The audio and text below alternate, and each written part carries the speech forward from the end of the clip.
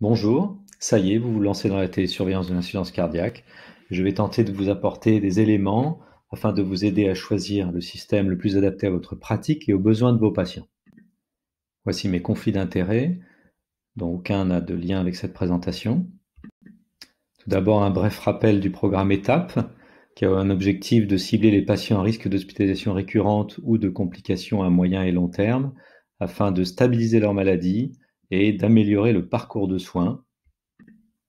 En pratique, le médecin incluant le patient réalise 3 ordonnances, l'une pour la télésurveillance, qui sera assurée par un cardiologue ou par un médecin généraliste titulaire du DIU d'insuffisance cardiaque, l'une pour l'accompagnant thérapeutique et l'autre pour le fournisseur de solutions techniques.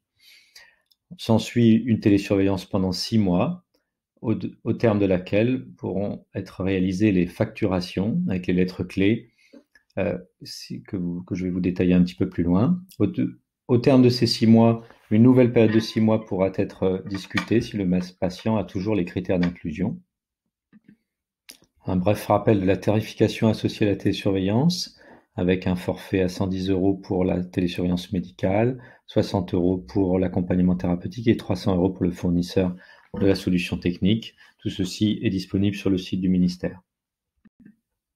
Je vous ai listé ici les 18 solutions qui sont conformes au cadre réglementaire de la télésurveillance dans le cahier des charges insuffisance cardiaque, en sachant que 2 d'entre elles, qui sont en grisé, ne sont a priori non disponibles actuellement. Vous avez dans ces dispositifs des dispositifs assez anciens, comme le SCA d'insuffisance cardiaque en Normandie, Chronic Care Connect, Latitude Next de Boston, mais qui est couplé à un pacemaker, Optify Self utilisé par CardioVergne et CardioPlus de BePatient. De nombreux autres systèmes se sont développés depuis, utilisant plus ou moins les mêmes fonctionnalités et des concepts parfois un peu différents, avec plus ou moins d'éducation et d'interaction avec le patient, dont nous allons en parler un petit peu plus tard.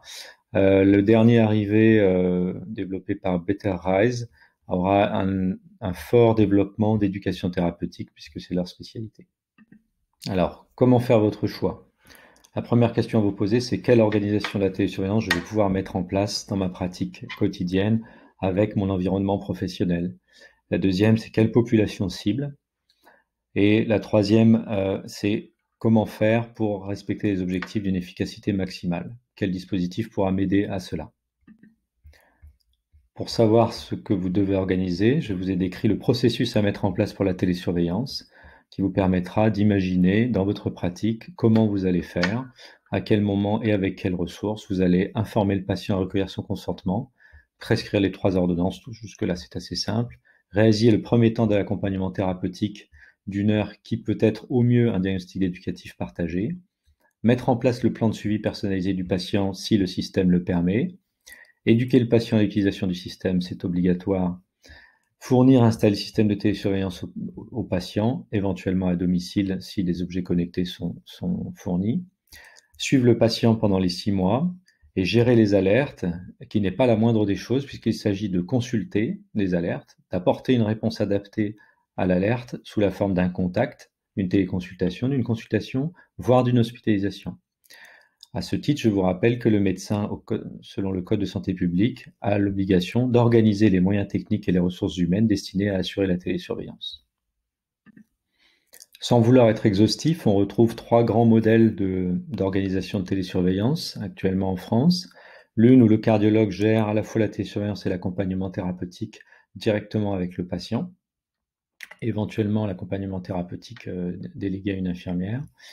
L'autre où le cardiologue est aidé d'une infirmière, soit par l'équipe de suivi du fournisseur de solutions, soit par une infirmière de son équipe. Il assure lui-même la télésurveillance et l'infirmière assure l'accompagnement thérapeutique avec éventuellement une interaction en cas d'alerte. Enfin, le dernier système est un système plus utilisé par les équipes pluridisciplinaires, notamment hospitalières, où l'infirmière assure l'accompagnement thérapeutique, la télésurveillance, soit par protocolisation dans le cadre de son exercice professionnel, soit par délégation de tâches si le système de télésurveillance n'a pas d'algorithme, permettant d'avoir un lien direct avec le patient et de faire interagir le cardiologue et le médecin généraliste selon les besoins. Cette organisation a l'avantage d'économiser du temps médical et d'organiser les soins autour du patient. Alors ce tableau peut vous aider à choisir un système en fonction de votre population cible et de vos objectifs. Je vous laisserai le regarder à tête reposée, mais globalement, vous avez les paramètres que le système suit, permet de suivre. Donc l'attitude Next. Je disais l'attitude Next est un peu particulier parce que couplé à un pacemaker. Vous avez effectivement la présence ou non d'un algorithme plus ou moins complexe pour gérer les alertes et permettre de faire un premier tri avant l'intervention de l'infirmière ou du médecin. Vous avez le mode de suivi des alertes, soit par une infirmière, alors IDE c'est pour l'infirmière de l'équipe, et centralisé c'est pour une équipe d'infirmières fournie par le fournisseur d'accès, le fournisseur de solutions techniques lui-même. Vous avez le degré d'interaction tel que je l'ai évalué, c'est-à-dire soit très important par l'infirmière avec des contacts réguliers, soit moins fréquent. Vous avez le degré d'éducation du patient disponible dans le système et avec éventuellement l'intervention de l'infirmière. Et enfin, les données cliniques qui permettent d'avoir une idée des résultats que l'on peut obtenir avec les systèmes. Alors, vous avez maintenant quelques éléments de réflexion pour l'organisation, pour les systèmes les plus adaptés à votre population cible. Il vous faut bien regarder maintenant les challenges que pose la télésurveillance, à savoir les challenges organisationnels, on en a déjà parlé, je ne reviendrai pas dessus, les challenges liés aux patients avec l'adaptation au profil et l'établissement d'une relation de confiance indispensable au succès, comme tout soin, et les challenges liés à l'interaction des professionnels de santé autour du patient. L'adaptation au profil du patient et l'établissement d'une relation de confiance sont donc des éléments essentiels, à mon avis, du succès de la télésurveillance. Le profil du patient sera plutôt effectivement un profil à risque, comme défini par étape. On rappelle qu'il n'y a pas d'effet documenté de la télésurveillance à faible interaction ou chez les patients à faible risque. Enfin, le suivi par une équipe territoriale du patient permet d'établir plus facilement une confiance, une adaptabilité au patient, la définition d'objectifs partagés et la mise en place d'une motivation par l'infirmière. Concernant les challenges de l'équipe soignante, on peut citer l'implication du médecin généraliste à renforcer, avec peut-être un rôle dans l'identification des patients à risque, un modèle de télésurveillance en cardiologie libérale qui peut s'appuyer sur une coopération avec les infirmières, et effectivement un rôle central des infirmières dans la télésurveillance, comme je l'ai déjà dit, permettant notamment un gain de temps médical.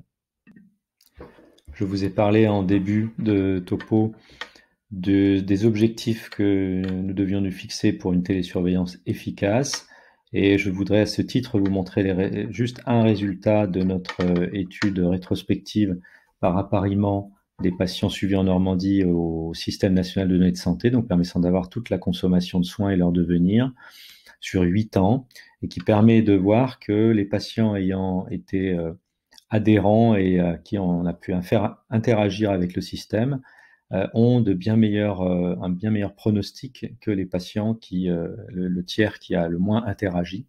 Donc il faut au moins 2 tiers d'adhérence aux mesures et aux interactions pour permettre un résultat. Et c'est là où je voulais en venir, c'est que la télésurveillance, il ne suffit pas de la mettre en place, il faut ensuite s'assurer que le patient l'utilise et bien interagir avec lui pour régler ses problèmes, notamment de motivation.